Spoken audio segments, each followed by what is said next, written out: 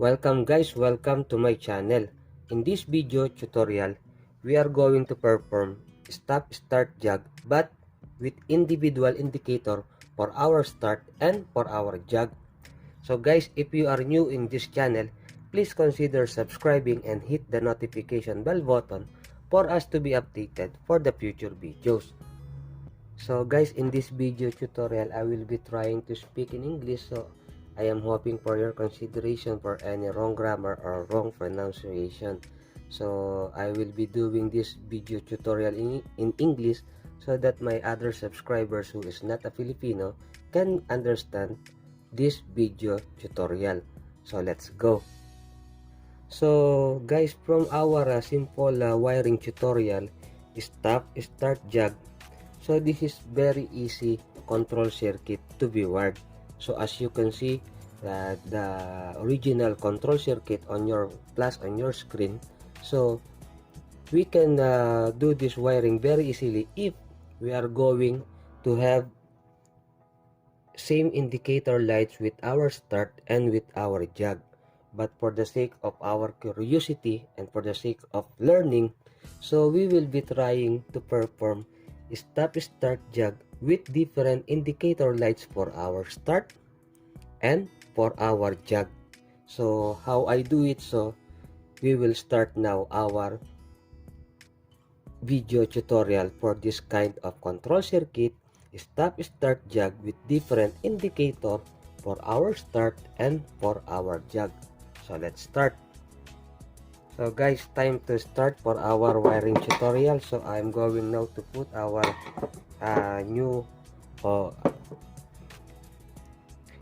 new electrical drawing for our video tutorial. So actually I designed this one for us to learn or how we can make this wiring tutorial with different indicator lights. So on every connection that we are going to make, I will explain it one by one.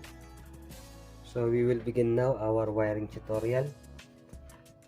So according to our control circuit, from the line supply of our circuit breaker, so this wire will goes to our 3 terminal of our switch for our on and off switch. So we will fix this wire from our circuit breaker line terminal going to the 3 terminal of our switch. So this is now our wire and we will type it on our 3 terminal of our on and off switch. From the 4 terminal of our switch according to our drawing, so we will perform this first line only. So from the 4 terminal of our on-off switch, so we will go on 1 terminal of our stop push button. So we will fix this wire connecting our switch and our push button stop. So according to our drawing, from the 2 terminal of our stop push button, we will go on the 3 terminal of our start push button. So we can do it like this, but since we are in tutorial, so we will follow according to each terminal. So I will fix this wire from the 2 terminal of our stop push button that will goes on the 3 terminal of our start push button. So this is our start. So we will fix temporary, but later we will open this one again and we have something to fix on this terminal. From the 4 terminal of our push button start, so this is the wire that will go on the A1 terminal of our magnetic contactor. So as you can see in the drawing, 4 going to the A1 terminal of our magnetic contactor. So I will fix this wire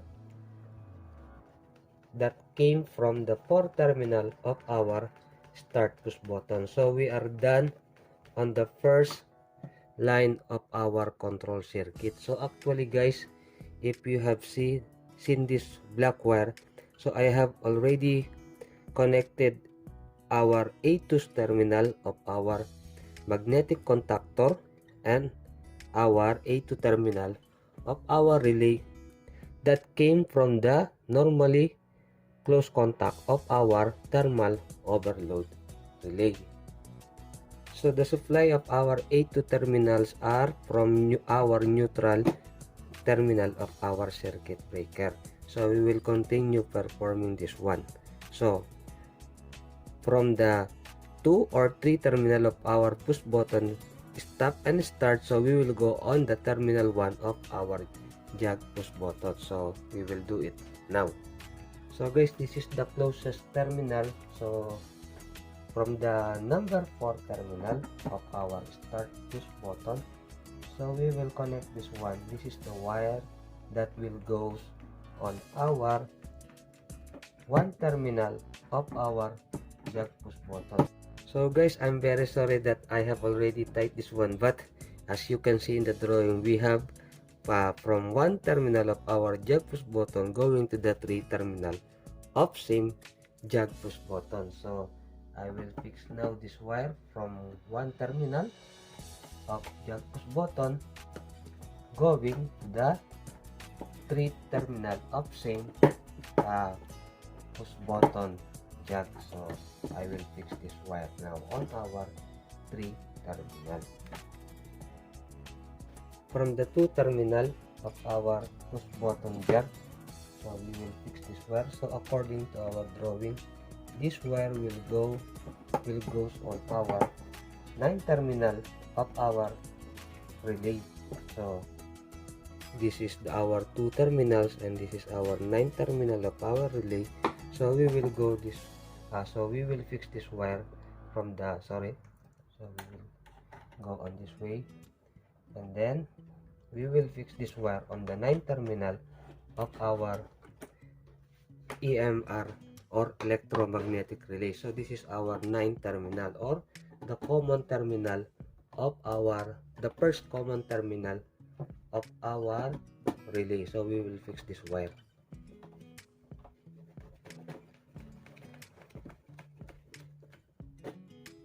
From the 5 terminal of our relay, so this is normally open contact. So guys, this is our interlocking for cutting the supply of the withholding contacts of our magnetic contactor, sorry, 13 and 14 terminals. So if we are going to push our jog push button, as you can see in the drawing, so it will cut out the supply of our relay, thereby returning the terminal 9 and 5 to normally open contact to avoid our magnetic contactor on start operation. So I will fix this wire from the 5 terminal of our electromagnetic relay going to the 14 terminal of our magnetic contactor. So guys, I'm going to remove our auxiliary contact block so that we can tight this terminal properly. So this wire goes now on our 14 terminal of our magnetic contactor. So according to our drawing, from the 13 terminal will goes to the A1 terminal of our magnetic contactor. So I loosen this terminal so that we can fix the wire according in our drawing. So I will tight this one again from the A1 terminal going to the 13 terminal of our magnetic contactor. So we will go on this part of our control circuit. So from the 4 terminal of our jog push button, so this wire will goes on our A1 or in our 13 terminals. So since we have already the jumper from the 13 going to the A1, so we will fix this wire from the 13 terminal or of our magnetic contactor, which is also same with the A1. So we will fix this wire. So this wire will be going on our 4 terminals of our jog push button. So I will fix this wire to our jog push button. Just wait.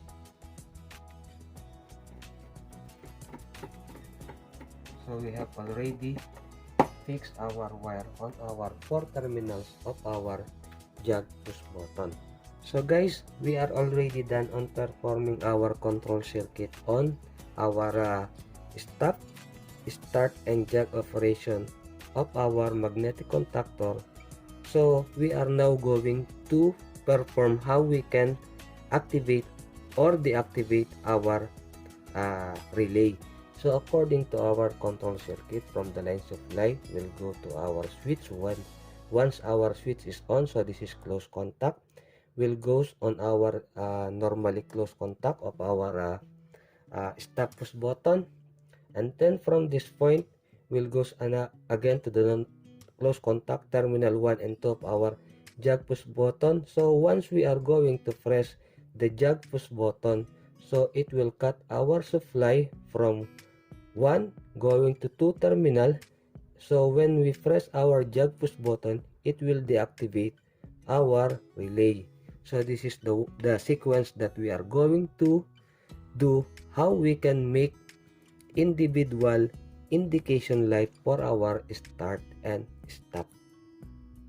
From our drawing, so we can tap or we can connect our 13 terminals or the A1 terminals of our relay.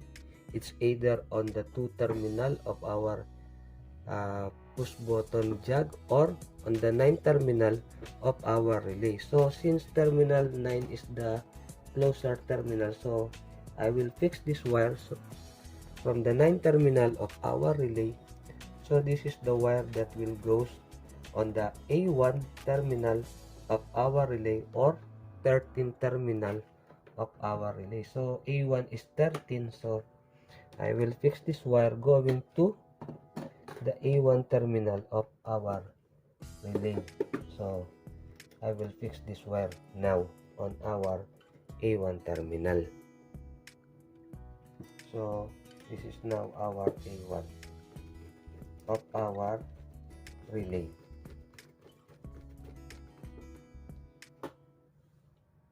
So guys, we are done on our performing our main control circuit.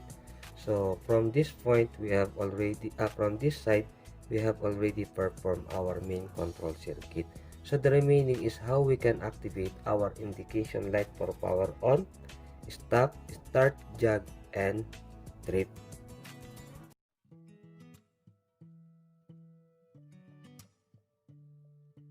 So here we are now guys. We are about to activate our indication lights. So according to our control circuit, that our power on, stop, start, jog, and trip will be needing neutral line. So I have already connected our neutral line that goes to our all indication lights. So from this wire, we will connect this wire on our neutral line of our circuit breaker. So I will fix now this wire on the neutral line or the neutral terminal of our circuit breaker. Now that we have already supplied our neutral line to all of our indication lights, so we will now about to supply our line supply to all of our contacts. So according to our drawing, from the terminal 4 of our switch, we will go on our power on indication light, but we will not do this one. We will go first on terminal 21, normally close contact of magnetic contactor, and then we will go on terminal 10 of our relay, and then we will go on terminal 11 of our relay again, and then we will go on terminal 97 of our overload relay before going on our power on indication light, just for us to avoid any loose connection if we are going to connect first our line on power on indication. From the terminal 4 of our switch, so we will fix this wire. So this is the one that will go as what I have said on the number 21 normally close contact of our magnetic contactor. So we will not type this one right away because we are going to put another wire. So I will put now also this wire before we type our number 1 number 21 terminal of our magnetic contactor. So this another wire will goes on terminal 10 of our electromagnetic relay. So this is now the wire that came from number 21 terminal of our magnetic contactor. So we will fix this wire on our terminal 10 of our electromagnetic relay with a jumper going to our terminal 11 of our relay. From the terminal 11 of our relay, so I will fix this wire together with the bridging or the jumper from terminal 10. So this is the wire that will goes on our overload relay. So actually guys, the numbering of our overload relay, normally close contact 9596 and normally open contact 9798, came from the original kind of this contactor, because if you are going to look the terminal number of this thermomagnetic circuit breaker, they are different. So I use the numbering of this overload relay because most of you are familiar using this kind of overload relay numbering.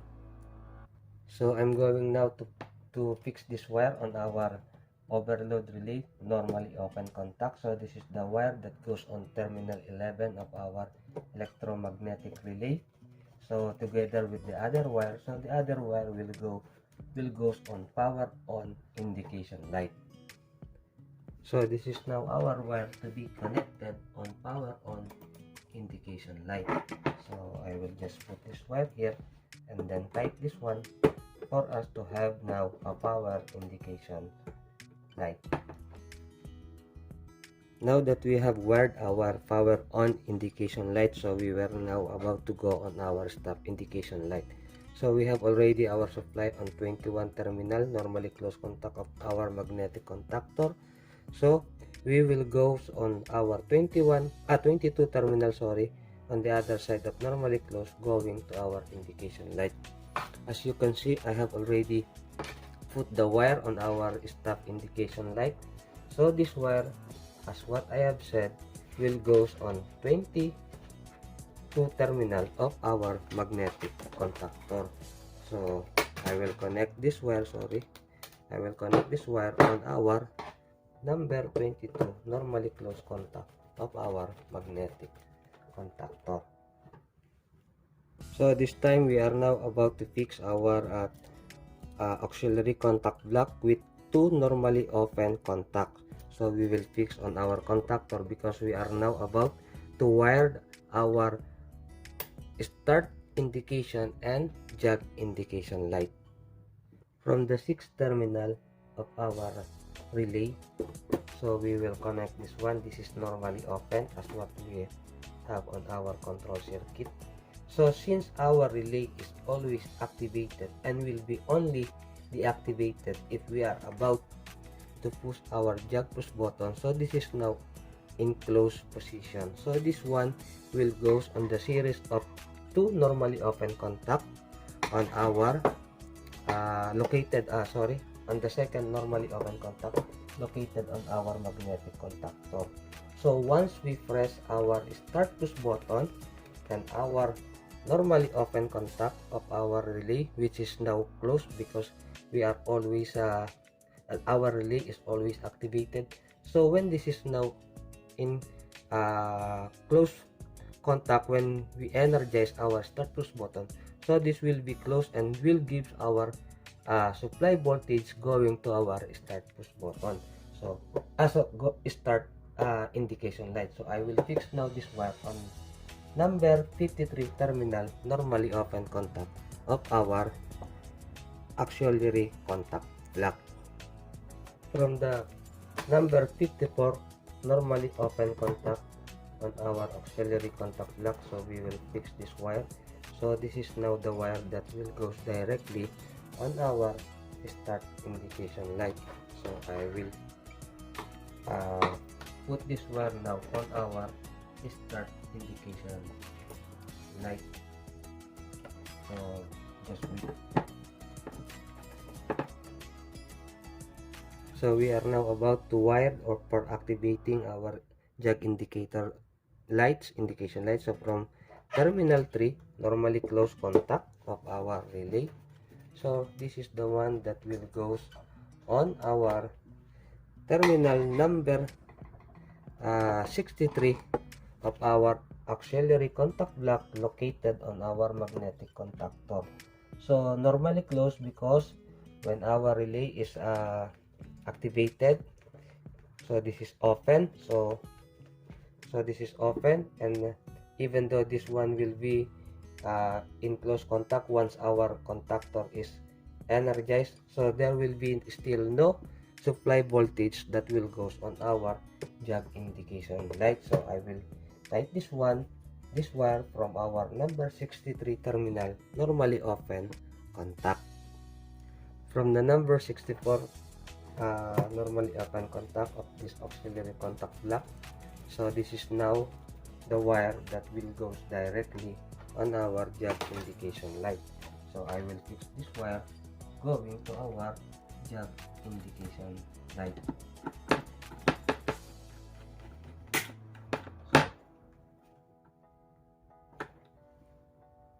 So guys, the only remaining indication lights that we have not yet performed is our trip indication light.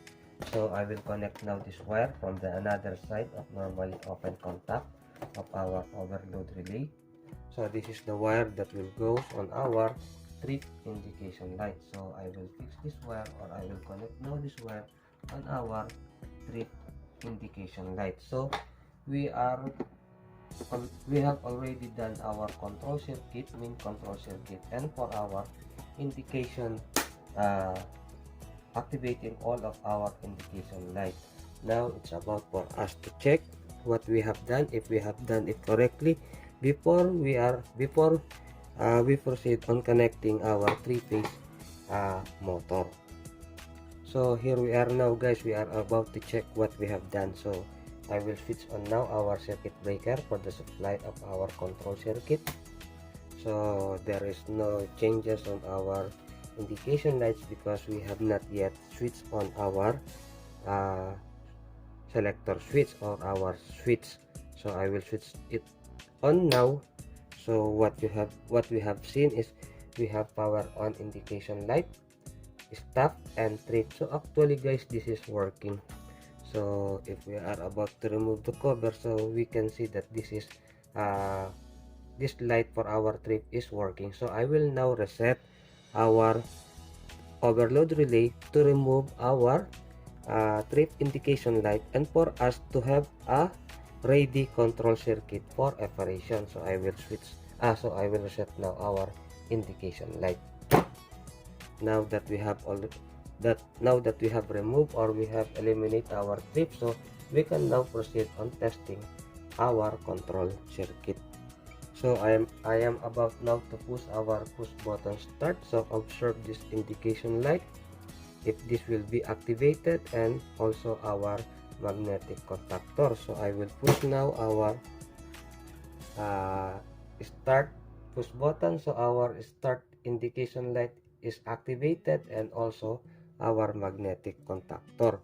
So for the meantime, we will push our stop push button, but we can go on jog operation without going on our or pushing our push button stop. So for the meantime, I will push our stop push button. So our stop indication light is activated. So we will go on our jog operation to see if our jog indication light will be activated. So I will press our jog push button. So as you can see, we have different indication light between our start and our jog indication light. So I will press now again our push button start. So our start indication light is activated. Now we will go on our jog operation to deactivate our start indication light and activating our jog indication light. So this is what we have done on our control circuit, having individual indication light for start and jug. So I will press now our push button jug, and please observe. So we are now having jug indication light working. So we can now proceed on connecting our 3-phase induction motor for us to see the full operation of our wiring tutorial for today.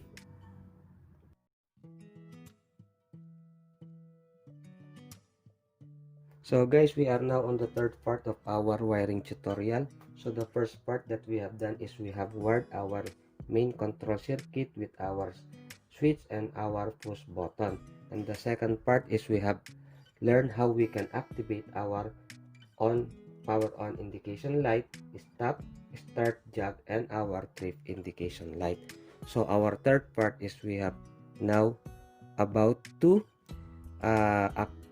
check or to test our control circuit with actual 3-phase induction motor. So as you can see, we have a 3-phase induction motor. So actually guys, our 3-phase induction motor is Y configurated because our supply here is 3-phase 380 volts AC. So we will now try to energize our control circuit with our 3-phase induction motor. So guys, I have already connected our 3-phase line from our supply of our thermomagnetic circuit breaker from the line side.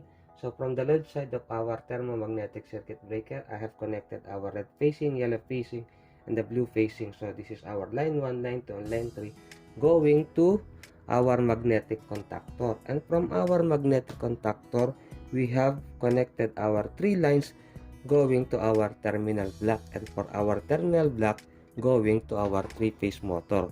So we will now activate our control circuit. So I will switch on now our circuit breaker for the supply of our control circuit.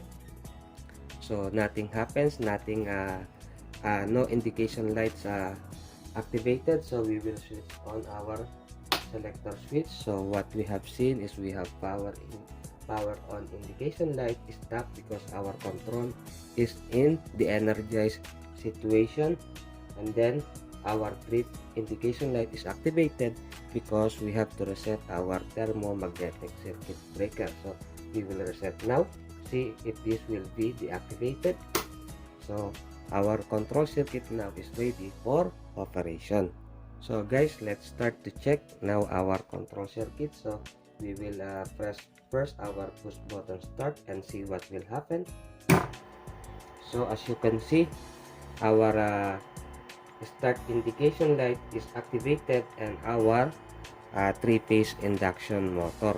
So we will try now on our jug operation mode.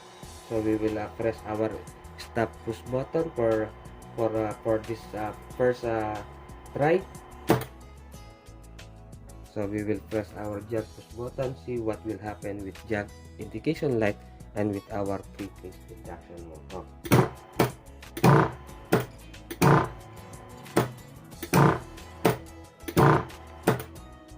So we are now working with individual indication light between our start and our jug indication light. So guys, we will check it again by pressing our start push button for the last time. So our 3-phase induction motor is activated and our start indication light is activated also. So we will press now our jug push button without we will go now on jug operation of our control circuit without going or pressing our stop push button, and let's see they are interlocking. So I will press now our jug push button to stop the start operation. So we have now stopped our operation of start by pressing our jug push button, and then we will press now our jug push button. So let's see what will happen. So we are now having jug operation with individual or different indication light for start and for our jug. So let's press again our start push button. So guys, I hope this video helped you a lot, and if you have gone onto this part of this video, or if you have reached this part of this video, so thank you guys. So if you have not yet subscribed to this channel, so guys, please consider subscribing and hit the notification bell button for us to be updated for the future videos. So thank you and see you on the next video. God bless you all. So guys, once again, please help by subscribing. If you have subscribed to my channel, in the future we can also help others, those who are in need. So thank you guys, and see you again on the next video. So I will stop our control circuit, switch off our selector switch, and then switch off our circuit breaker for the control circuit, and then we will trip now our overload relay so that we can shut down all of our control circuit that we have done. So see you on the next video, and God bless you all.